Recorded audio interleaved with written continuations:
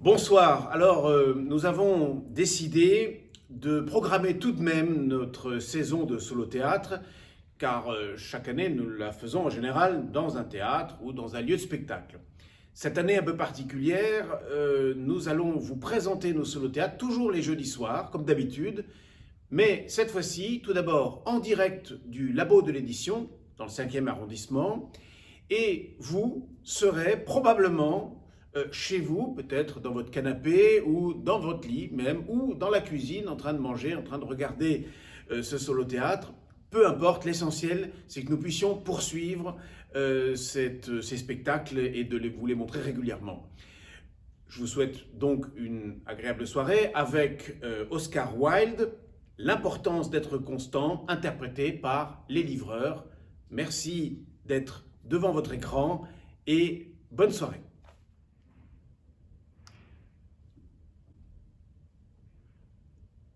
Lane, avez-vous préparé les sandwichs au concombre pour Lady Bracknell? Oui, monsieur. Passez-m'en deux. Oh, à propos, Lane, j'ai vu dans votre livre de contes que jeudi soir, où Lord Shawman et Mr. Worthing sont venus dîner chez moi, 8 bouteilles de champagne ont été consommées.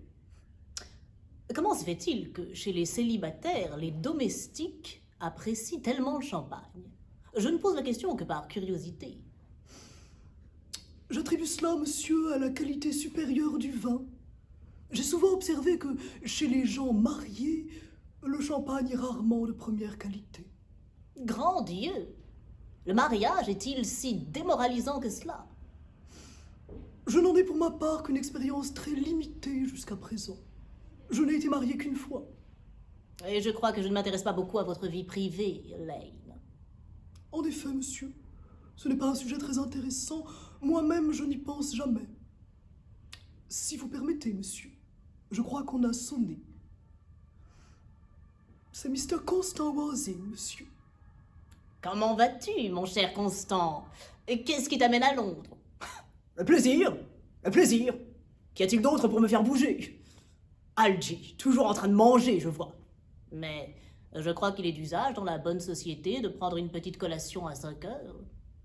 Où es-tu allé depuis jeudi dernier? À la campagne.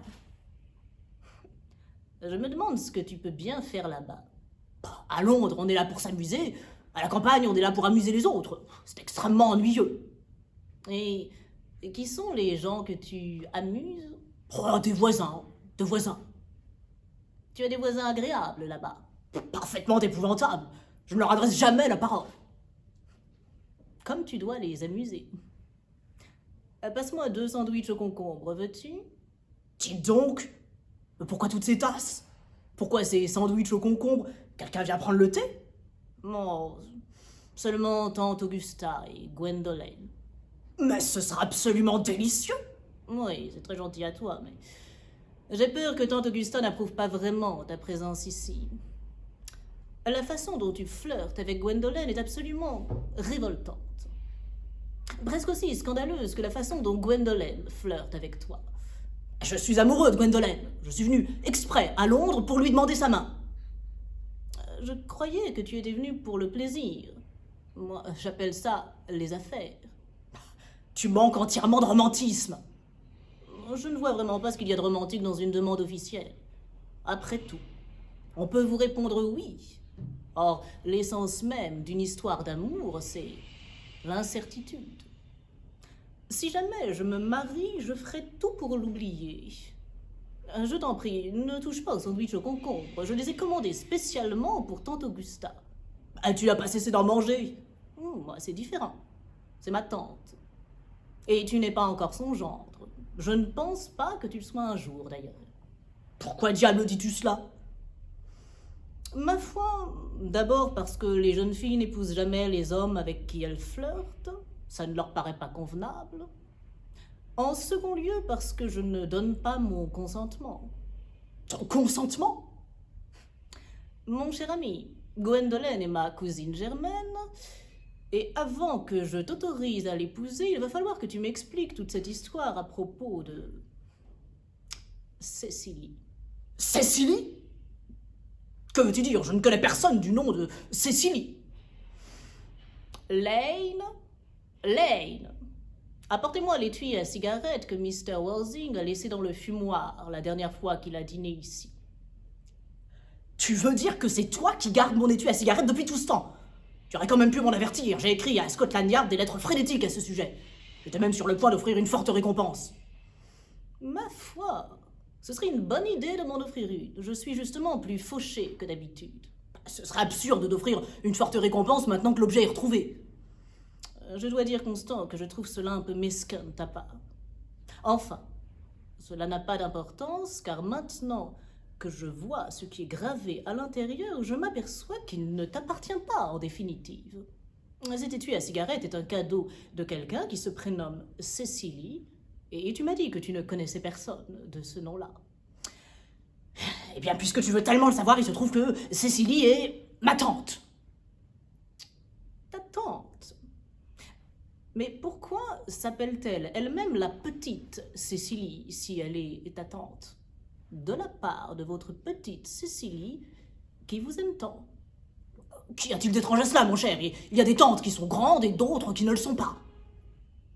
Oui. Mais pourquoi ta tante t'appelle-t-elle son oncle? De la part de votre petite Cécilie, qui aime tant son cher oncle Jack. Pourquoi une tante, toute question de taille mise à part, appellerait-elle son neveu son oncle? Voilà qui me dépasse. D'autant plus que ton nom n'est pas Jack, mais Constant. Ce n'est pas Constant, mais Jack. Tu m'as toujours dit que c'était Constant. Tu réponds au prénom de Constant. Tu as une tête à t'appeler Constant. Tu es l'homme à l'air le plus constant que j'ai jamais rencontré. Eh bien, je m'appelle Constant à la ville et Jack à la campagne. Et cet étui à cigarette m'a été offert à la campagne. Oui. Mais cela n'explique pas que ta petite tante Cécilie t'appelle son cher oncle. Allons, mon vieux. Je peux te dire que je t'ai toujours soupçonné d'être en secret un Bunburyiste invétéré. Et maintenant, j'en suis absolument sûr. Un Bunburyiste? Que diable entends-tu par un Bunburyiste? Je te révélerai le sens de cette expression dès que tu auras eu la bonté de me dire pourquoi tu es Constant à la ville et Jack à la campagne. Mon cher, mon explication est parfaitement banale. Le vieux Mr. Thomas Cardew, qui m'a adopté quand j'étais petit, m'a institué dans son testament tuteur de sa petite fille, Miss Cécilie Cardew. Cécilie, qui m'appelle son oncle par un respect pour moi qu'il était impossible de concevoir, habite chez moi à la campagne sous la garde de son admirable gouvernante, Miss Prison. Parfait. Mais pourquoi es-tu Constant à la ville et Jack à la campagne? Mon cher Algy, je ne sais pas si tu seras en mesure de comprendre mes véritables motivations. Quand on se trouve dans la situation de tuteur, on se doit de proclamer des principes de haute moralité sur tous les sujets. Et comme on ne peut guère dire que les principes de haute moralité mènent vraiment soit à la santé, soit au bonheur, quand on les pousse à l'excès, afin de me rendre à Londres, j'ai toujours fait semblant d'avoir un frère cadet, prénommé Constant, qui vit à l'hôtel Albany et qui s'attire toujours des ennuis absolument effroyables. Tel est mon cher Algy, toute la vérité pure et simple. La vérité est rarement pure et elle n'est jamais simple. Mon cher ami, j'avais tout à fait raison quand je t'ai dit que tu étais un Bunburyiste. Tu es l'un des Bunburyistes les plus radicaux que je connaisse. Enfin, que veux-tu dire? Tu as inventé un frère cadet très utile, qui s'appelle Constant, afin de pouvoir venir à Londres si souvent que tu en as envie. Moi, j'ai inventé un inestimable malade chronique qui s'appelle Bunbury, afin de pouvoir me rendre à la campagne chaque fois que je le souhaite. Sans cet état de santé absolument déplorable de Bunbury, il m'aurait été impossible, par exemple, de dîner avec toi chez Willis ce soir, car je suis invité par tante Augusta depuis plus d'une semaine. Et je ne t'ai invité nulle part ce soir. Je sais, tu es d'une négligence absurde dans l'envoi de tes invitations. Rien n'irrite davantage les gens que de ne pas recevoir d'invitation. Tu ferais bien mieux de dîner avec ta tante Augusta. Je n'en ai pas la moindre intention. J'ai déjà dîné avec elle lundi, et une fois par semaine, c'est amplement suffisant pour les dîners de famille. Et d'ailleurs, maintenant que je sais que tu es un Bunburyiste confirmé, j'ai naturellement envie de te parler du Bunburyisme. Je veux t'en enseigner les règles. Je ne suis absolument pas un Bunburyiste. Si Gwendolen me dit oui, j'ai l'intention de me débarrasser de Constant. Et je te conseille vivement d'en faire autant de ce mystère, de cet ami malade qui porte ce nom absurde. Rien ne m'incitera jamais à me séparer de Bunbury. Et si un jour tu te mariais, ce qui me paraît bien problématique, tu seras bien content de connaître Bunbury. Un homme qui se marie sans connaître Bunbury se prépare une vie sinistre. Sottise! Si jamais j'épouse une jeune fille aussi charmante que Gwendolen, je n'aurai certainement pas besoin de connaître Bunbury. Alors c'est ta femme qui en aura besoin. Tu sembles ne pas te rendre compte que la vie conjugale, à 3, est amusante, à 2, ennuyeuse. C'est absolument facile d'être cynique. Mon cher ami, de nos jours, ce n'est pas facile d'être quoi que ce soit. Il y a en toute chose une concurrence extrêmement acharnée. Ah, ce doit être tante Augusta. Il n'y a que des parents ou des créanciers pour sonner d'une manière aussi wagnérienne. Écoute, si je parviens à l'éloigner 10 minutes pour que tu puisses demander Gwendolen en mariage, puis-je dîner avec toi ce soir, chez Willis? Je suppose que oui, si tu y tiens. Lady Bracknell et Miss Fairfax. Bonjour, Algernon. Je suis navré si nous sommes un peu en retard, mais j'étais obligé de rendre visite à cette chère Lady Harbury. Je ne m'étais pas rendu chez elle depuis la mort de son pauvre mari. Je n'ai jamais vu une femme changer à ce point-là. Elle a l'air d'avoir rajeuni d'une bonne vingtaine d'années. Et maintenant, je vais prendre une tasse de thé et un de ces délicieux sandwichs au concombre que tu m'as promis. Mais certainement, tante Augusta. Grand Dieu, je ne vois nulle part les sandwichs au concombre. Lane, pourquoi n'y a-t-il pas de sandwich au concombre? J'en avais tout spécialement commandé pour cet après-midi. Oui, monsieur, mais il y avait malheureusement plus de concombres au marché ce matin. Je suis allé demander 2 fois, tout exprès. C'est très bien, Lane, je vous remercie. Mais j'en suis vraiment peinée, tante Augusta. Ça n'a aucune importance, Algernon.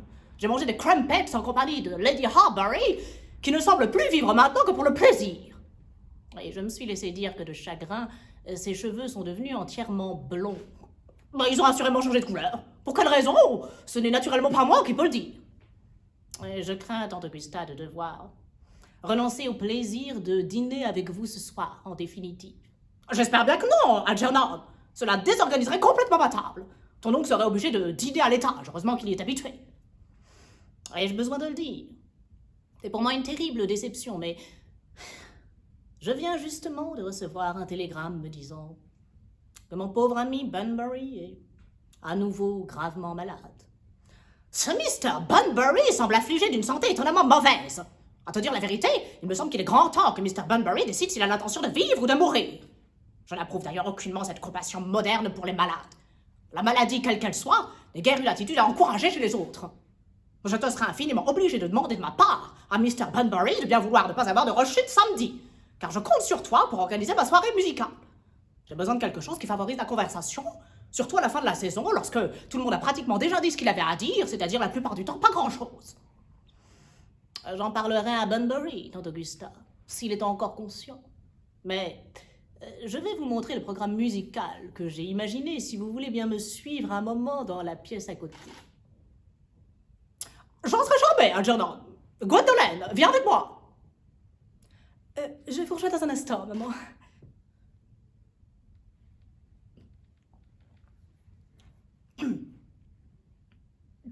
Quelle belle journée, Mr. Fax. De grâce, Mr. Wassing. Chaque fois que les gens me parlent du temps, j'ai la sensation qu'ils veulent me parler d'autre chose, et cela me rend terriblement nerveuse. En effet, je veux vous parler d'autre chose, Miss Fairfax. Depuis que je vous ai rencontré, je vous admire plus que toute autre jeune fille que j'ai jamais rencontrée depuis que je vous ai rencontré. Oui, j'en suis tout à fait consciente. Quant à moi, avant même de vous rencontrer, j'étais loin d'être indifférente à votre égard. Dès la première fois qu'Algernon m'a dit qu'il avait un ami qui s'appelait Constant, j'ai su que j'étais destinée à vous aimer. Et il y a quelque chose dans ce prénom qui inspire une confiance absolue. Mais, sérieusement, vous ne voulez pas dire que vous ne pourriez pas m'aimer si je ne me prénommais pas Constant? Personnellement, ma chérie, pour vous parler en toute sincérité, je n'aime pas beaucoup ce prénom de Constant. Je ne pense pas que ce prénom m'aille tellement bien. À mon sens, il y a quantité de prénoms beaucoup plus jolis. Je pense que Jack, par exemple, est un prénom charmant. Jack? Non, il y a très peu de musicalité dans ce prénom de Jack. Et il ne suscite aucune émotion. Non, Le seul prénom qui soit une valeur sûre, c'est Constant. Gwendolen, il faut que je me fasse baptiser immédiatement. Je veux dire, il faut nous marier immédiatement. Gwendolen! Oui, Mr. Worthing, que voulez-vous me dire? Vous savez ce que je veux vous dire. Oui, mais vous ne le dites pas. Gwendolen, voulez-vous être ma femme? Naturellement, mon chéri. Ah, vous en avez mis du temps. Vous savez, je crains très peu d'expérience des demandes en mariage. Mon amour, je n'ai jamais aimé personne au monde que vous. Oui, mais les hommes font souvent des demandes en mariage pour s'entraîner. Je sais que c'est le cas de mon frère, Gerald. Toutes mes amies me le disent. Mr. Worthing! Relevez-vous, monsieur, de cette position à moitié couchée. Elle est tout à fait indécente.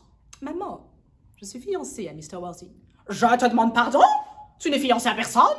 Lorsque tu seras fiancée à quelqu'un, c'est moi qui t'en aviserai, ou ton père. Les fiançailles doivent toujours être pour une jeune fille une surprise, agréable ou désagréable, selon les cas. Gwendolen, j'ai quelques questions à poser à Mr. Worthing. Va m'attendre en bas dans la voiture. Mr. Worthing, je me sens obligé de vous dire que vous ne figurez pas sur ma liste des parties possibles. Néanmoins, je suis tout à fait prête à y faire figurer votre nom, si vos réponses correspondent à ce que peut exiger une mère pleine d'une affection véritable. Voyons, quel âge avez-vous? 29 ans. Très bon âge pour se marier. Et arrivé à cet âge, que diriez-vous que vous connaissez de la vie? Ma foi, rien, Lady Bracknell. Je suis ravie de l'entendre. J'ai horreur de ce qui peut altérer l'ignorance naturelle. Quels sont vos revenus? Entre 7 et 8 000 livres par an. J'ai une maison de campagne, avec bien sûr un peu de terre autour, environ 600 hectares, je crois.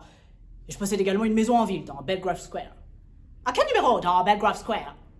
Oh, 149. Du côté qui n'est plus à la mode. On pourrait aisément changer cela. Vous voulez dire la mode ou le côté? Les deux, si nécessaire, j'imagine. Venons-en maintenant à des détails. Vos parents sont-ils en vie? J'ai perdu mes 2 parents. Tous les 2? Perdre un parent peut être considéré comme un malheur, Mr. Worthing, mais perdre les 2, cela ressemble à de l'étourderie. Qui était votre père? Je crains de n'en rien savoir. En réalité, Lady Bracknell, je vous ai dit que j'avais perdu mes parents, il serait plus proche de la vérité de dire que ce sont mes parents qui semblent m'avoir perdu. À vrai dire, je suis... Eh bien, je suis un enfant trouvé. Un enfant trouvé? Et par qui, je vous prie? C'est feu Mr. Thomas Cardew, un vieux gentleman d'un naturel très charitable et bienveillant, qui m'a trouvé et m'a donné le nom de Worthing car il avait dans la poche à ce moment-là un billet de première classe pour Worthing. Et où ce charitable gentleman qui avait un billet de première classe pour Worthing vous a-t-il trouvé? Dans un sac de voyage. À la consigne de la gare Victoria, on le lui a remis par erreur à la place du sien devant le quai de la ligne de Brighton. Peu importe la ligne, Mr. Worthing. Je vous avoue que je suis un peu stupéfaite de ce que vous venez de me dire. Naître ou en tout cas grandir dans un sac de voyage me semble témoigner d'un mépris pour les convenances ordinaires de la vie de famille. En outre, une consigne de gare ferroviaire peut fort bien servir à dissimuler le fruit d'un adultère. On ne peut guère considérer cela comme une base solide pour obtenir une situation reconnue dans la bonne société. Puis-je vous demander alors ce que vous me conseillez de faire? Je suis prêt à tout pour assurer le bonheur de Gwendolen. Je vous conseillerais vivement, Mr. Worthing, d'essayer d'acquérir une famille le plus vite possible et de faire un sérieux effort pour nous présenter un parent, homme ou femme, peu importe, disons, avant la toute fin de la saison. C'est que je ne vois pas comment je pourrais y parvenir. Je peux vous montrer le sac de voyage quand vous voudrez. Mr. Worthing, vous n'allez tout de même pas imaginer que moi-même et Lord Bracknell considérions possible d'autoriser l'autre fille unique à épouser une consigne et à contracter une alliance avec un paquet. Le bonjour, Mr. Worthing. Tout s'est bien passé, mon vieux? Avec Gwendolen, tout est allé très bien, mais sa mère est parfaitement insupportable. C'est une gorgone. Mon cher, j'adore entendre dire du mal des membres de ma famille. C'est la seule chose qui me permet de les supporter. Algie, tu ne penses pas que Gwendolen ait des chances de devenir comme sa mère dans 150 ans? Toutes les femmes deviennent comme leur mère. Tel est leur drame. Les hommes ne le deviennent jamais, et tel est le leur. Tu trouves ça intelligent? En tout cas, c'est extrêmement bien tourné. Et as-tu dit la vérité à Gwendolen sur le fait que tu es Constant à la ville et Jack à la campagne? Mon cher, La vérité n'est pas le genre de choses que l'on dit à une jeune fille charmante et raffinée. Tu as vraiment des idées extravagantes sur la façon de se conduire avec les femmes. Et la seule façon de se conduire avec une femme, c'est de lui faire la cour si elle est jolie, et de faire la cour à une autre si elle ne l'est pas. Sottise. Et ton frère? Que va devenir ce débauché de Constant? D'ici la fin de la semaine, je me serai débarrassé de mon frère. Le malheureux se fera brutalement emporter à Paris par un gros coup de froid. Mais ta pupille, Miss Cecily Cardew, ne va-t-elle pas ressentir trop vivement sa disparition? Oh, rien à craindre. Je suis heureux de le dire, Cécilie n'est pas une petite sotte romanesque. Elle a un solide appétit, fait de longues promenades et ne s'intéresse absolument pas à ses leçons. J'aimerais assez rencontrer Cécilie. Je ferai tout mon possible pour que cela n'arrive jamais. Elle est excessivement jolie et n'a que 18 ans. As-tu dit à Gwendolen que tu avais une pupille excessivement jolie et qui n'a que 18 ans? Miss Fairfax, monsieur. Algy, sois gentil de ne pas écouter. J'ai quelque chose de très particulier à dire à Mr. Worthing. Constant, mon aimé, nous ne serons peut-être jamais mariés. Le peu d'influence que j'ai pu avoir sur maman, je l'ai perdu à l'âge de 3 ans. L'histoire si romanesque de vos origines, telle que maman me l'a racontée, a naturellement ému les fibres les plus profondes de mon être. Et votre prénom exerce sur moi une fascination irrésistible. Je n'ai que votre adresse à Londres. Quelle est votre adresse à la campagne? Le manoir Woolton, Herefordshire. La poste fonctionne bien là-bas, je suppose. Nous allons peut-être nous trouver dans la nécessité d'entreprendre quelque chose de désespéré. Je serai en contact quotidien avec vous. Combien de temps restez-vous à Londres? Jusqu'à lundi. Très bien. Algy, merci de ne pas avoir écouté. Au revoir, mon cher Constant. Quelle jeune fille sensible et intelligente. Qu'est-ce qui peut bien t'amuser à ce point-là, Algy? Oh, je songeais à ce pauvre Bunbury. Je suis un peu inquiet pour lui et je crois que je vais devoir faire un saut chez lui à la campagne. Si tu n'y prends pas garde, ton ami Bunbury va t'attirer de sérieux ennuis un de ces jours. J'adore les ennuis. Ce sont les seules choses qui ne soient jamais sérieuses. Lane, demain je m'en vais Bunburyiser. Je ne serai probablement pas de retour avant lundi. J'espère qu'il fera beau. Il ne fait jamais beau, monsieur. Lane, vous êtes un parfait pessimiste. Je fais de mon mieux pour donner satisfaction à monsieur. Mon enfant, vous savez à quel point votre tuteur désire que vous fassiez des progrès dans tous les domaines. En partant pour Londres hier, il a particulièrement insisté sur l'allemand. La vérité, il insiste toujours sur l'allemand quand il part pour Londres. Ce cher oncle Jack est si sérieux. Quelquefois, il est tellement sérieux que j'ai le sentiment qu'il ne va pas tout à fait bien. Votre tuteur jouit d'une parfaite santé, Cécilie. Mais vous devez vous souvenir qu'il est constamment dans l'angoisse au sujet de ce malheureux jeune homme, son frère Constant. J'aimerais bien que mon oncle Jack permette de temps en temps à ce malheureux jeune homme, son frère Constant, de venir ici. Nous pourrions peut-être avoir une bonne influence sur lui, Miss Prism. À dire vrai, je ne suis pas sûre que je le souhaiterais, Cécilie. Je ne suis pas favorable à cette manie moderne de transformer en un tour de main des êtres dépravés en personnes vertueuses. Un homme doit récolter ce qu'il a semé. Cécilie, au travail, mon enfant. Oh, j'aperçois le chanoine chasuble qui arrive par le jardin. Le chanoine chasuble. Mais quel plaisir! Alors, comment allons-nous ce matin?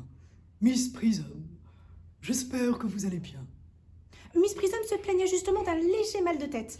Je pense que ça lui ferait tellement de bien d'aller faire un petit tour dans le parc avec vous, mon révérend. Mais Cécilie, je n'ai jamais dit que j'avais mal à la tête. Non, chère Miss Prism, je le sais bien, mais j'ai senti instinctivement que vous aviez mal à la tête. J'espère, Cécilie, que vous êtes une élève attentive. Si j'avais le bonheur d'être l'élève de Miss Prism, je serais suspendu à ses lèvres. Je parle métaphoriquement.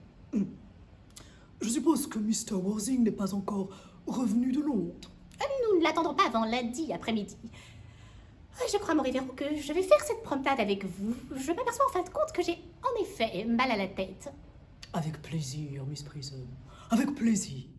Nous pourrions marcher jusqu'aux écoles et revenir. Ce serait vraiment très agréable.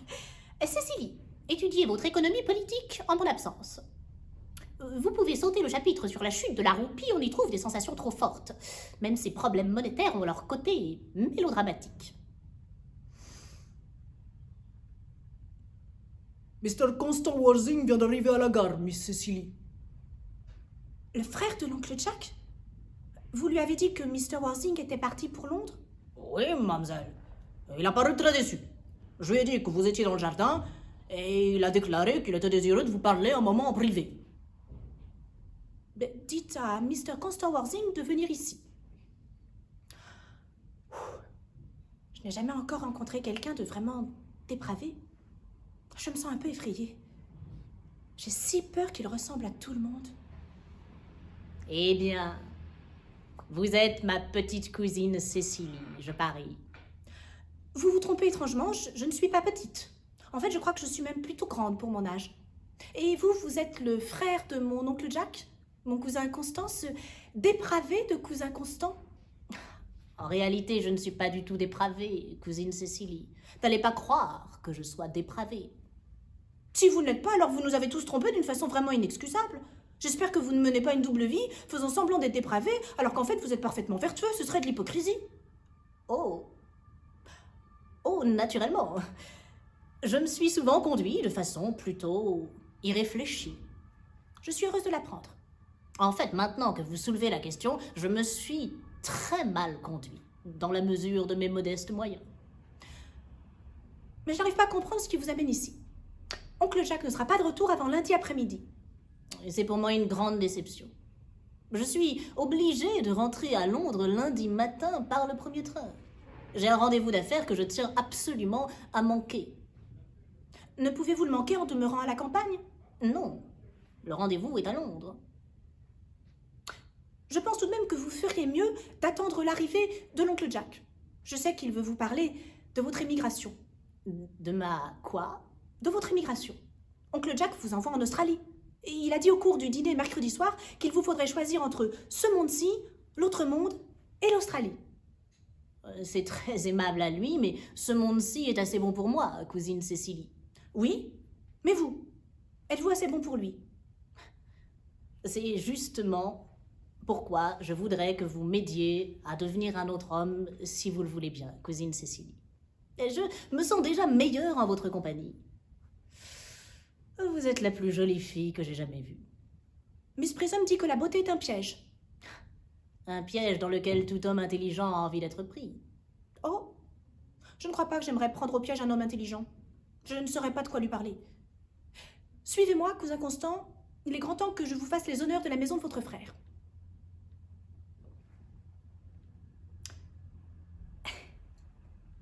Vous vivez trop seul, mon cher révérend. Vous devriez vous marier. Vous ne semblez pas vous rendre compte, mon cher révérend, que, en s'obstinant à rester célibataire, un homme devient une tentation permanente. Un homme marié n'est-il pas tout aussi séduisant? Aucun homme marié n'est séduisant pour personne, excepté pour sa femme. Et souvent, dit-on, il ne l'est même pas pour elle. Cela dépend des affinités intellectuelles de la femme. Et j'ai la conviction que l'on peut également faire confiance à la maturité. Mais où est donc Cécilie? Je croyais l'avoir aperçue. Oh, Mr. Worthing! Oh, voilà une surprise! Nous ne vous attendions pas avant lundi après-midi. Mon cher Mr. Worthing, j'espère que cette tenue de douleur ne nous annonce pas quelque terrible malheur. Je suis rentré plus tôt que prévu. Mon frère Constant. Mort. Pauvre Constant. Il avait bien des défauts, mais c'est un triste, très triste coup. Et il est mort à l'étranger, en fait, à Paris. J'ai reçu hier soir un télégramme du directeur du Grand Hôtel. Et disait-on de quoi il est mort? D'un gros coup de froid, semble-t-il. Vous souhaitez sans doute que je fasse une discrète allusion à ce tragique malheur domestique dimanche prochain.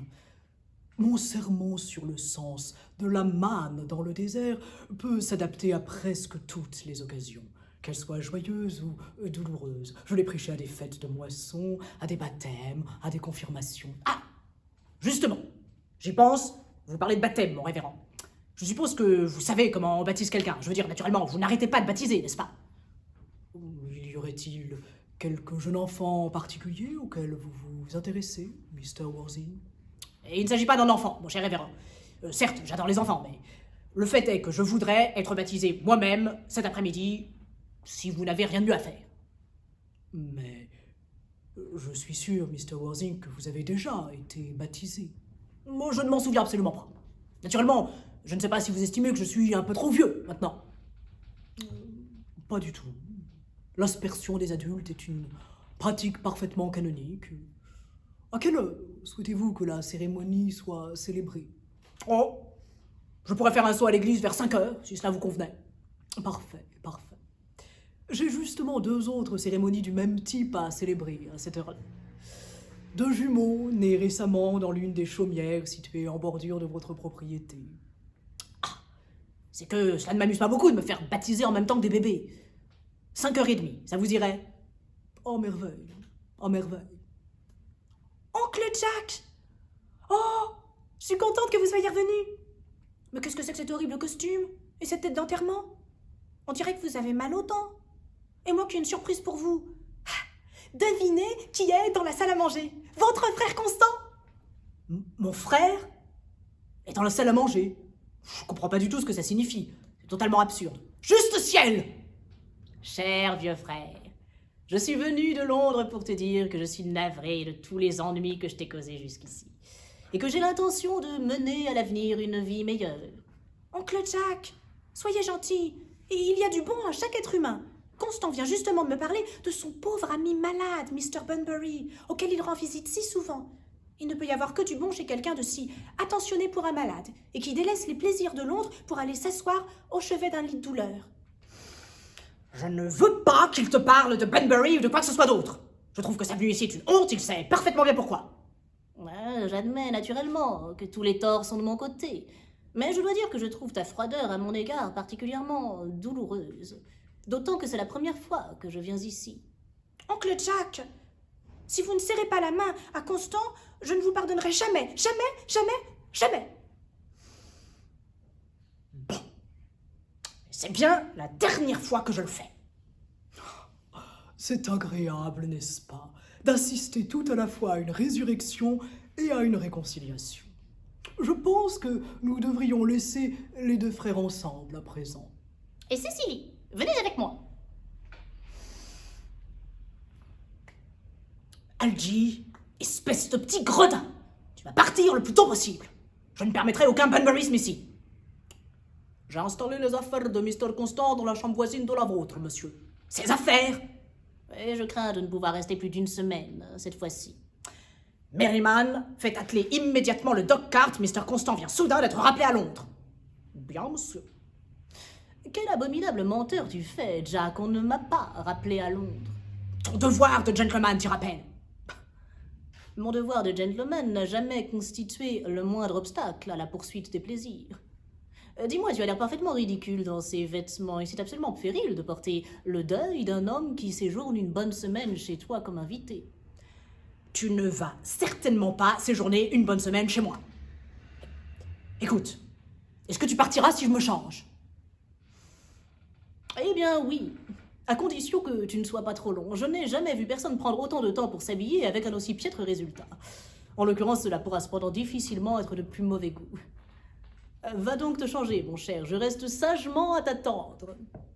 Naturellement, il faut que je revoie Cécilie avant de partir. Oh! Je croyais que vous étiez avec oncle Jack.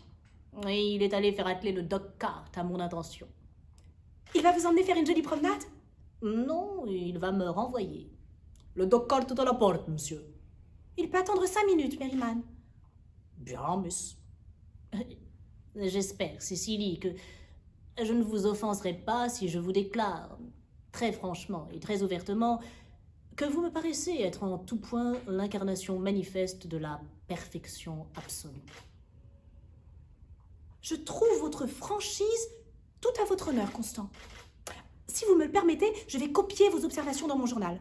Vous en étiez à perfection absolue. Vous pouvez continuer. Je suis prête à écouter la suite. Cécilie, depuis que mon regard s'est posé pour la première fois sur votre merveilleuse et incomparable beauté, j'ai eu l'audace de vous aimer violemment, passionnément, ardemment, désespérément. Le Doc Cart attend, monsieur. Dites au cocher de revenir la semaine prochaine, à la même heure. L'oncle Jack serait très irrité s'il savait que vous restez jusqu'à la semaine prochaine à la même heure. Je me moque bien de Jack. Je vous aime, Cécilie. Vous voulez bien m'épouser, n'est-ce pas? Mais oui, grand bonnet, bien sûr. Voyons, ne sommes-nous pas fiancés depuis 3 mois? Depuis 3 mois. Oui. Depuis que ce cher oncle Jack nous a avoué qu'il avait un frère cadet très corrompu et très dépravé, vous êtes naturellement devenu le principal sujet de conversation entre Miss Prism et moi-même. Le 14 février dernier, lassé de votre obstination à ignorer jusqu'à mon existence, j'ai décidé d'en finir d'une façon ou d'une autre et je vous ai dit oui, là, sous ce cher arbre. Et voici le coffret où je garde toutes vos lettres. Mes lettres. Mais ma chère Cécilie, je ne vous ai jamais écrit la moindre lettre. Inutile de me le rappeler, Constant. Je ne me souviens que trop que j'ai dû écrire vos lettres pour vous. Et j'écrivais 3 fois par semaine. Oh, Cécilie, laissez-moi les lire. C'est impossible. Elles vous rendraient beaucoup trop vaniteux. Les 3 que vous m'avez écrites, quand nous avons rompu nos fiançailles, sont si belles qu'aujourd'hui encore je n'arrive guère à les lire sans verser quelques larmes. Parce que nos fiançailles ont été rompues. Naturellement. Vous voyez, au 22 mars, j'ai noté « Aujourd'hui, j'ai rompu mes fiançailles avec Constant. Je pense que c'est mieux ainsi. Il continue de faire un temps splendide. » Mais pour quelle raison avez-vous rompu? Je n'avais rien fait du tout, Cécilie. Je suis vraiment meurtrie d'apprendre que vous avez rompu. Surtout quand il faisait un temps aussi splendide. Nos fiançailles n'auraient guère été sérieuses si nous n'avions au moins rompu une fois. Mais la semaine n'était pas achevée que je vous avais déjà pardonné. Cécilie, vous n'allez plus jamais rompre nos fiançailles. Oh, je ne pense pas que je pourrais les rompre maintenant que je vous ai effectivement rencontré. Et puis, j'ai toujours rêvé d'aimer quelqu'un qui s'appellerait Constant. Il y a dans ce nom quelque chose qui semble inspirer une confiance absolue. Mais, ma chère enfant, voulez-vous dire par là que vous ne pourriez pas m'aimer si je portais un autre prénom? Algernon, par exemple? Mais je n'aime pas le prénom Algernon. Voyons, ma chère, ma douce, ma tendre chérie. Je ne vois vraiment pas pourquoi vous pourriez avoir quelque chose contre le prénom Algernon. Bah, sérieusement, Cécilie, si je m'appelais Algie, vous ne pourriez pas m'aimer? Je pourrais vous respecter, Constant. Je pourrais admirer votre caractère, mais j'en ai peur, je ne pourrais pas vous consacrer exclusivement mon attention. Et dites, Cécilie, votre chanoine, je suppose, a une grande expérience dans l'accomplissement de tous les rites et cérémonies de l'Église. Oh, oui, le révérend Chasuble est un homme extrêmement érudit. Et il faut que je le voie tout de suite pour un baptême, je veux dire pour une affaire très importante. Et je serai absent une demi-heure, tout au plus. Oh,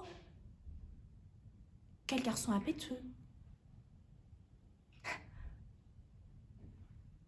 Une certaine Miss Fairfax vient d'arriver.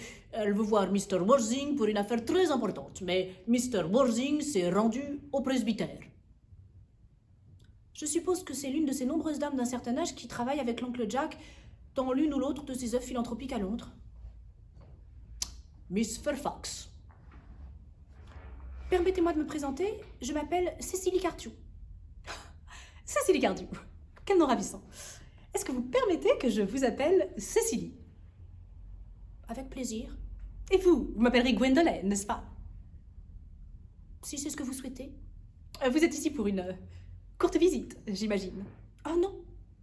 Non, j'habite ici. Vraiment? Et votre mère, sans doute, ou quelque autre parent âgé réside avec vous? Oh non. Je n'ai ni mère, ni à vrai dire le moindre parent. C'est mon cher tuteur, avec l'aide de Miss Prism, qui a la dure tâche de veiller sur moi.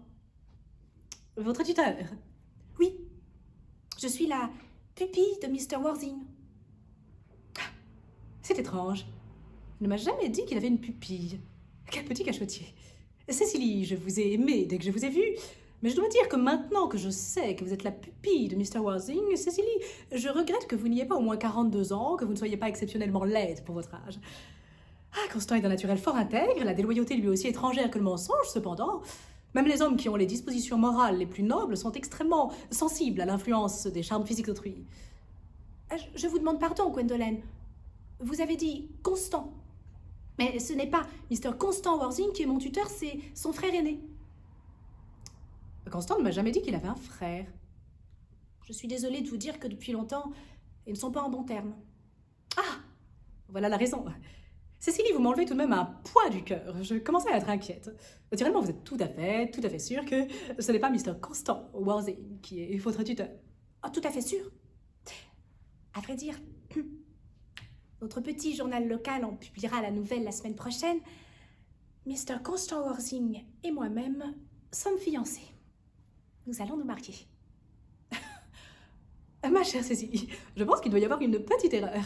C'est avec moi que Mr. Constant Worthing est fiancé. L'annonce officielle sera publiée dans le Morning Post de samedi, au plus tard.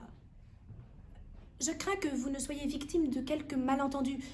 Constant m'a demandé en mariage il y a exactement 10 minutes. Il est assurément fort curieux, car il m'a demandé d'être sa femme hier après-midi à 5h30. Ah, si ce pauvre garçon s'est laissé prendre au piège, au point de faire une promesse extravagante, je considérais comme de mon devoir de lui porter secours immédiatement. Est-ce que vous suggérez, Miss Fairfax, que j'ai piégé Constant pour l'obliger à se fiancer avec moi? Je vous avertis que je vais devoir déposer le masque superficiel des bonnes manières pour appeler un chat et une dinde une dinde. Je suis heureuse de dire que je n'ai jamais vu de dinde. De toute évidence, nous ne venons pas du même monde. Personnellement, la campagne m'ennuie toujours à mourir. C'est sans doute ce que les journaux appellent la dépression agricole. Puis-je vous offrir du sucre dans votre thé, Miss Fairfax? Pas de sucre, merci. Le sucre n'est plus à la mode. Du cake? Ou une tartine beurrée?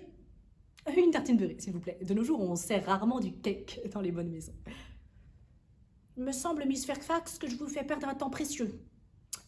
Vous avez sans doute bien d'autres visites semblables à rendre dans le voisinage. Oh! Voilà Constant, mon Constant à moi. Gwendolen, ma chérie. Un instant. Puis-je vous demander si vous êtes fiancée à cette jeune personne? À ma chère petite Cécilie, bien sûr que non. Qu'est-ce qui a pu mettre une idée pareille dans votre jolie petite tête? Je savais bien qu'il devait y avoir un malentendu, Miss Fairfax. Le gentleman dont le bras vous tient la taille en ce moment est mon tuteur, l'oncle Jack. Et voici Constant qui arrive sur ses pas. Constant! Puis-je vous demander si vous êtes fiancé à cette jeune personne? Mon Dieu! Ah! Gwendolen!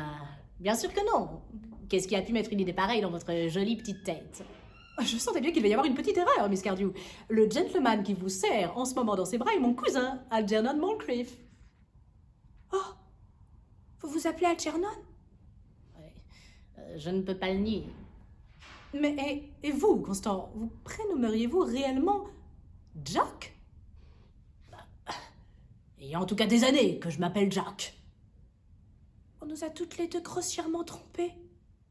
Mr. Worthing, où est donc votre frère Constant? Nous sommes toutes les deux fiancées à votre frère Constant. Il est donc pour nous très important de savoir où il se trouve en ce moment. Gwendolen, Cécilie, il m'est très pénible d'être obligé de dire la vérité. C'est la première fois de ma vie que j'en suis réduit à une pareille extrémité. Je n'ai pas la moindre expérience de ce genre de choses. Je dois vous dire tout à fait franchement que je n'ai pas de frère Constant. Je n'ai pas de frère du tout. Je crains qu'il ne soit très clair, Cécilie, que ni l'une ni l'autre nous ne sommes fiancés à qui que ce soit. C'est pas très agréable pour une jeune fille de se retrouver soudain dans une telle situation. Rentrons à la maison. Il n'y a guère de chance que ces messieurs osent nous y suivre. Non. Les hommes sont si lâches, vous ne trouvez pas? Algy, cet effroyable état de choses, c'est ce que tu appelles du Burnburyisme, je présume. Oui, un bunburyisme absolument merveilleux. Le bunburyisme le plus merveilleux que j'ai jamais pratiqué de ma vie. Tu n'as pas le moindre droit de Bunburyser ici. Mais c'est absurde. On a le droit de bunburyser partout où on le désire. Tous les bunburyistes sérieux savent cela. Les Bunburyistes sérieux. Mon Dieu! Ma foi, il faut bien être sérieux dans un domaine ou dans un autre, si on veut s'amuser un peu dans la vie. Il se trouve que je suis sérieux dans le domaine du bunburyisme. La seule satisfaction que je retire de toute cette misérable affaire, c'est que le mythe de ton ami Bunbury est démoli. Tu ne pourras plus te rendre à la campagne aussi souvent que tu le faisais, cher Algy. Mais toi, ton frère a un peu perdu de ses couleurs, cher Jack. Tu ne pourras plus venir à Londres aussi fréquemment que tu avais pris la détestable habitude de le faire. Quant à ta conduite envers Miss Cardew, je dois dire que ta façon de tromper une jeune fille douce, simple et innocente comme elle est tout à fait inexcusable. Pour ne rien dire du fait qu'elle est ma pupille. Et toi, je ne vois pas comment tu pourrais te justifier d'avoir trompé une jeune femme brillante, intelligente et pleine d'expérience comme Miss Fairfax. Pour ne rien dire du fait qu'elle est ma cousine. Je voulais me fiancer à Gwendolen, voilà tout, je l'aime. Ma foi, je voulais simplement me fiancer à Cécilie. Je l'adore. Il n'y a pas la moindre chance que tu épouses Miss Cardew.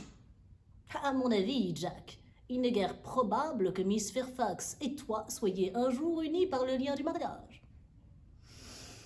Comment peux-tu rester assis là, à manger tranquillement des muffins quand nous sommes dans une situation aussi épouvantable? Voilà une chose qui me dépasse. Tu me sembles parfaitement insensible. Quand j'ai des ennuis, manger est la seule chose qui me console. En outre, je suis particulièrement fou des muffins. Eh bien, ce n'est pas une raison pour les manger tous comme un goinfre. Je te conseille plutôt le cake. Je n'aime pas le cake. Bon Dieu, j'ai quand même le droit de manger mes muffins dans mon propre jardin. Mais tu viens de dire que c'était se montrer parfaitement insensible que de manger des muffins. J'ai dit que, de ta part, et dans les circonstances présentes, c'était se montrer parfaitement insensible. C'est pas du tout la même chose. Peut-être, mais les muffins sont les mêmes. Algie, j'aimerais sincèrement que tu partes.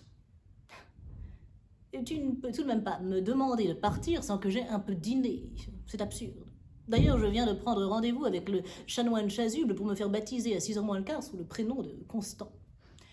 Mon cher ami, j'ai moi-même pris rendez-vous ce matin avec le chanoine chasuble pour me faire baptiser à 5h30 et je veux naturellement prendre le prénom de Constant. Nous ne pouvons pas nous appeler tous les deux Constant. Ce serait ridicule.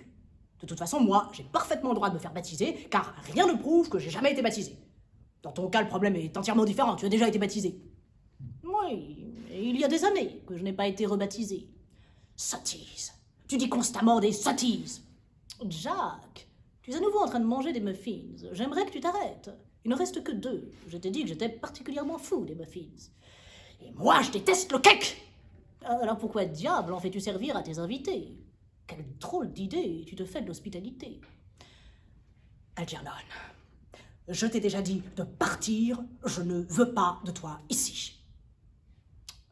Je t'ai entendu. Mais je n'ai pas encore tout à fait fini mon thé et il reste un dernier muffin.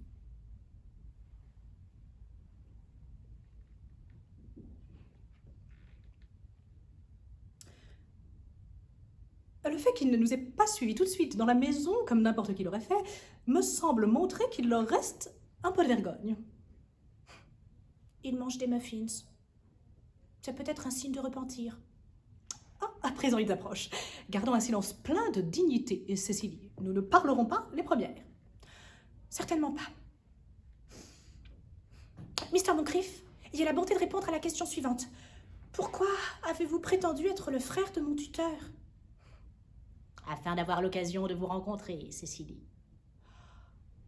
Voilà une explication qui paraît satisfaisante, vous ne trouvez pas, Gwendolen? Oui, ma chère, si vous pouvez croire ce qu'il dit. Je ne le crois pas, mais cela n'affecte aucunement la merveilleuse beauté de sa réponse. C'est vrai. Dans les affaires graves et importantes, c'est le style et non la sincérité qui est l'élément vital. Mr. Worthing, quelle explication pouvez-vous me donner pour avoir prétendu avoir un frère? Est-ce afin d'avoir l'occasion de venir me voir à Londres aussi souvent que possible? Pouvez-vous en douter, Miss Fairfax? L'heure n'est pas au scepticisme allemand. Cécilie, pensez-vous que nous devrions leur pardonner? Oui, je veux dire, non. Oh, c'est vrai, j'avais oublié. Des principes sont en jeu auxquels on ne peut renoncer. Vos prénoms demeurent un obstacle infranchissable. Nos prénoms, c'est tout. Mais nous allons nous faire baptiser cet après-midi. C'est une idée absurde de parler d'égalité des sexes. Quand il est question de sacrifice personnel, les hommes nous sont infiniment supérieurs. Ce sont des moments de courage physique dont nous, les femmes, ne connaissons absolument rien. Lady Bracknell. Mr. Worthing! Ayant appris la fugue soudaine de ma fille, je l'ai suivie immédiatement en prenant le premier train de marchandises. Son malheureux père, je suis heureuse de le dire, est convaincu qu'elle assiste à une conférence exceptionnellement longue dans le cadre des cours du soir de l'université sur l'influence d'un revenu régulier sur la pensée. Je n'ai jamais eu l'intention de le détromper, en vérité, je n'ai jamais été trompée sur quelque sujet que ce soit. Naturellement, vous comprendrez sans mal que toute communication entre vous et ma fille doit cesser immédiatement, à partir d'aujourd'hui. Lady Bracknell, je suis fiancée à Gwendolen. Vous n'êtes rien de la sorte, monsieur. Et maintenant, en ce qui te concerne, Algernon, puis-je te demander si c'est dans cette maison que demeure ton ami malade, Mr. Bunbury? Certes non, tante Augusta. Bunbury n'habite pas ici, et de plus, je l'ai tué cet après-midi, je veux dire. Ce pauvre Bunbury est mort cet après-midi. Il a totalement volé en éclats. Volé en éclats! A-t-il été victime d'un attentat révolutionnaire? Je veux dire, tante Augusta, que l'on a découvert la vérité sur son compte. Les médecins ont découvert qu'il ne pouvait pas vivre, alors Bunbury est mort. Il semble avoir eu une grande confiance dans l'opinion de ses médecins. Toutefois, je suis heureuse qu'il se soit enfin décidé à adopter une ligne de conduite claire et qu'il ait agi sur avis médical autorisé. Et maintenant que nous voilà enfin débarrassés de ce Mr. Bunbury, puis-je vous demander, Mr. Worthing, qui est cette jeune personne dont mon neveu Algernon tient en ce moment la main d'une façon qui ne me paraît pas absolument nécessaire? Cette jeune personne est Miss Cecily Cardew, ma pupille. Et tante Augusta, je suis fiancée à Cecily. Je te demande pardon. Je ne sais pas s'il y a quelque chose de particulièrement excitant dans l'air de cette campagne, mais le nombre de fiançailles qui y sont contractées me semble dépasser de beaucoup le pourcentage habituel. Mr. Worthing, qu'est-ce que cette Miss Cardew? Un lien de parenté avec l'une ou l'autre des grandes gares de chemin de fer londoniennes? Miss Cardew est la petite fille de feu Mr. Thomas Cardew, résident 149 Belgrave Square à Londres. J'ai également en ma possession, vous serez heureuse de l'apprendre, tous les certificats de Miss Cardew. Certificat de naissance, de baptême, de coqueluche, d'immatriculation, de vaccination, de confirmation, de rougeole et de rubéole. Ah! Une vie très mouvementée, je vois. Peut-être un peu trop excitante pour une jeune fille, il n'importe. Gwendolen, l'heure de notre train approche, nous n'avons pas un moment à perdre. Pas simplement pour la forme, Mr. Worthing, je pourrais vous demander si Miss Cardew possède quelque fortune. Oh! Environ 130 000 livres en bons du trésor, c'est tout, mais... Au revoir, Lady Bracknell. Un moment! Mr. Worthing, 130 000 livres et un bon du trésor. Ouais, Miss Cardew me semble une jeune fille extrêmement jolie maintenant que je la regarde. Venez ici, ma chère. Charmante enfant. Algernon. Oui, tante Augusta. Il y a d'évidentes promesses de réussite sociale dans le profil de Miss Cardew. Cecily est la plus douce, la plus précieuse et la plus jolie fille qui soit au monde, et je me soucie comme d'une guigne de sa réussite sociale. Algernon ne parle pas irrespectueusement de la bonne société. Laisse cela aux gens qui ne peuvent y être admis. Ma chère enfant, vous savez naturellement qu'Algernon ne peut compter sur rien d'autre que sur ses dettes. Mais je suis contre les mariages d'argent. Quand j'ai épousé Lord Bracknell, je n'avais pas la moindre fortune. Mais je n'ai pas pensé une seconde que cette considération pût m'arrêter dans mon entreprise. Ma foi, j'imagine que je dois vous donner mon consentement. Merci, tante Augusta. Je vous prie de m'excuser de vous interrompre, Lady Bracknell, mais ces fiançailles sont tout à fait hors de question. Je suis le tuteur de Miss Cardew et elle ne peut se marier sans mon consentement avant d'être majeure. Or, ce consentement, je refuse absolument de le donner. Il m'est très pénible de devoir vous parler franchement à propos de votre neveu, Lady Bracknell, mais le fait est que je n'approuve pas du tout ses dispositions morales. Je le soupçonne de ne jamais dire la vérité. Cet après-midi, alors que j'étais momentanément parti à Londres pour une importante affaire de cœur, il s'est introduit dans ma maison en prétendant faussement être mon frère. Continuant son odieuse supercherie, il a réussi au cours de l'après-midi à s'attacher les sentiments de mon unique pupille. Il est ensuite resté prendre le thé et a dévoré jusqu'au dernier muffin. Ah! Mr. Worthing, tout bien considéré, j'ai décidé de fermer complètement les yeux sur la conduite de mon neveu à votre égard. Voilà qui est très généreux de votre part, Lady Bracknell, mais ma propre décision est inébranlable. Je refuse de donner mon consentement. Cecily, venez ici, ma douce enfant. Quel âge avez-vous? Eh bien, en réalité, je n'ai que 18 ans, quoique je prétende toujours en avoir 20 quand je sors le soir. Eh bien, vous n'en avez plus pour très longtemps avant d'être majeur et délivré des liens de la tutelle. Je ne pense donc pas que le consentement de votre tuteur ait en définitive une grande importance. Lady Bracknell, je vous en prie, excusez-moi de vous interrompre à nouveau, mais je me dois de vous avertir que d'après les termes du testament de son grand-père, Miss Cardew ne deviendra légalement majeure qu'à l'âge de 35 ans. Cela ne me semble pas une objection très grave. 35 ans est un âge très séduisant. La bonne société de Londres est pleine de femmes de la plus haute naissance qui, de leur propre choix, en restent à l'âge de 35 ans pendant des années. Algie, seriez-vous capable de m'attendre jusqu'à ce que j'ai 35 ans?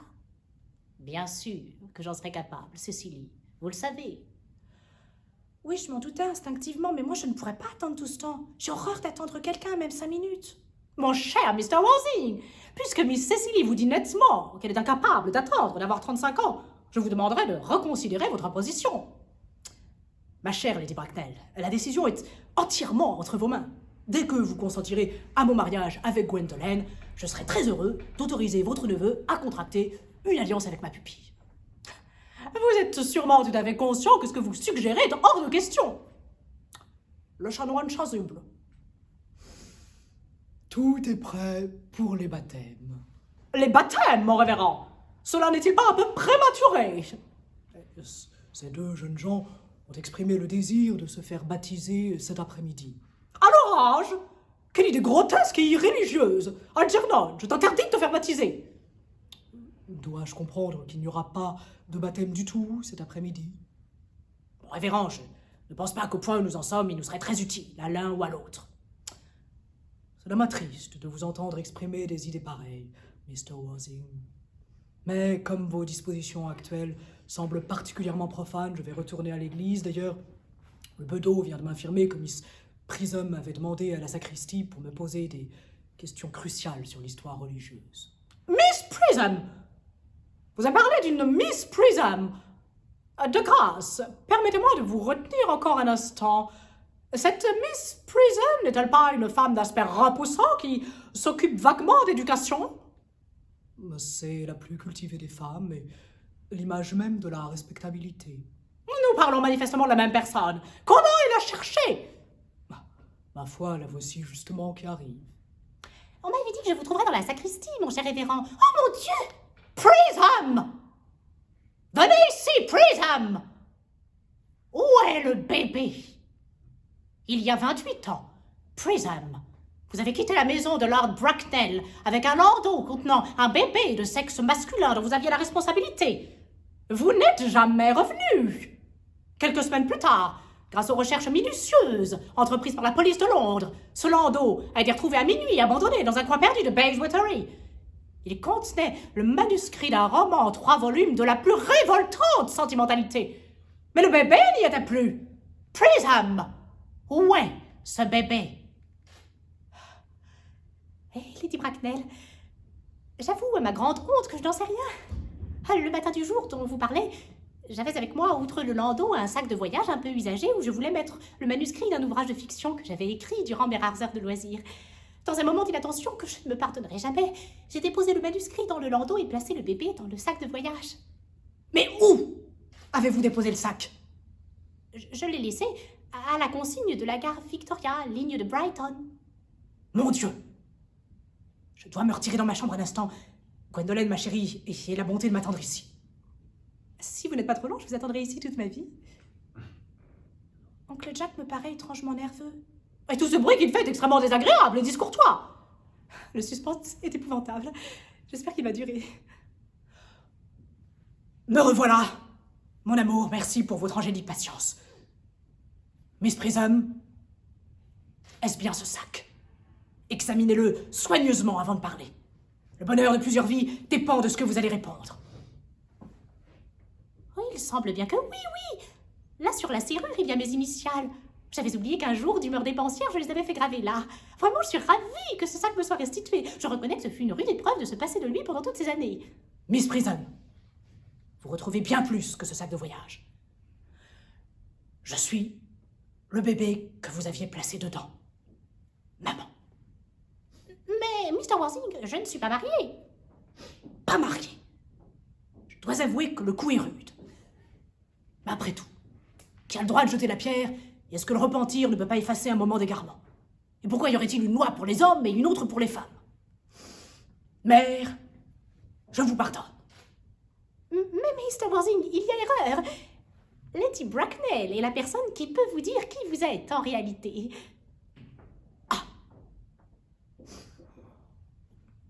Lady Bracknell, j'ai horreur de paraître indiscret, mais auriez-vous l'obligeance de me dire qui je suis?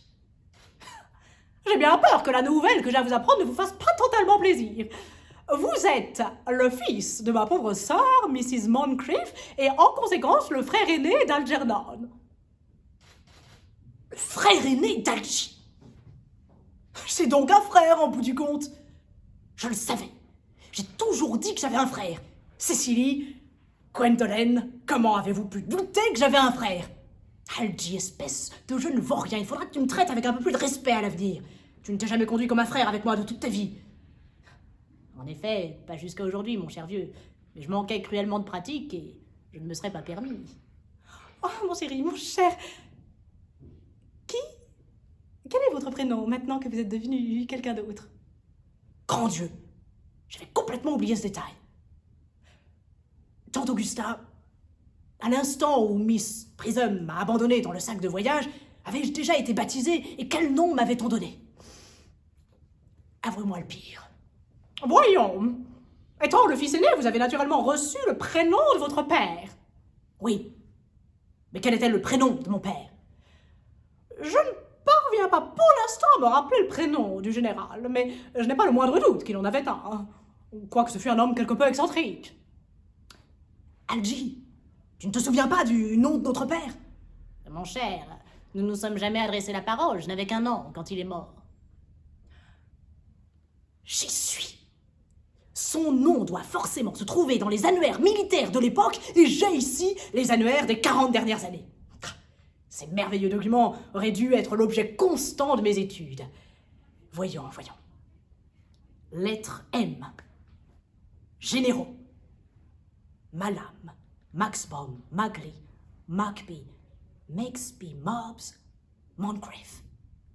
Lieutenant en 1840, puis capitaine, lieutenant-colonel, colonel, général en 1869, prénom... Constant. Jack. Je vous avais toujours dit, Gwendolen, que je me prénommais Constant, n'est-ce pas? Eh bien voilà, c'est Constant.